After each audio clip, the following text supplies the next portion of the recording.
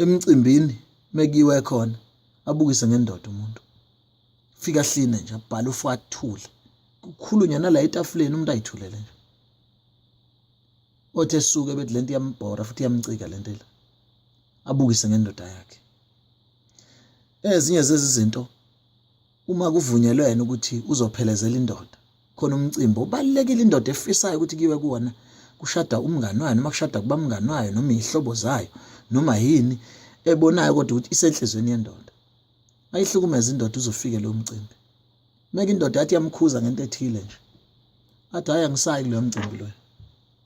meke yathi indoda ithi yamkhuza ngento ethile athi uyabona ke njengoba nje ungitshela lento oyishoyo angisayi kulo mcimbi manje indoda isinonkosikazi engakwazi ukumtshela lutho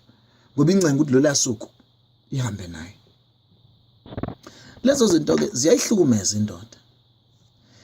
indoda noma inganconywa abantu bonke ezweni uyavu ukhuluma kahle uyavu right uyavu kodwa nje ayitholi isincomo kunkosikazi wayo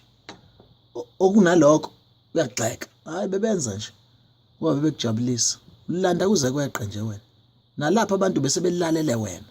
wonke lawo mazi ukhuluma ngathi ukhuluma nengane yakhe nje ukhuluma nendoda mase uthi uyazama ukubalungisa labazalwane njoba uthi uzama ukulungisa uhlezi nabo ubone ayilungiseki le ndoda ilimale kakhulu lezi zinto noma lo wesifazane esethi uyaphenduka kuzona sezimlimaze kakhulu lo wesilisa ngoba usephoxeke wahlazeka kakhulu wazizwe ngaseyona indoda.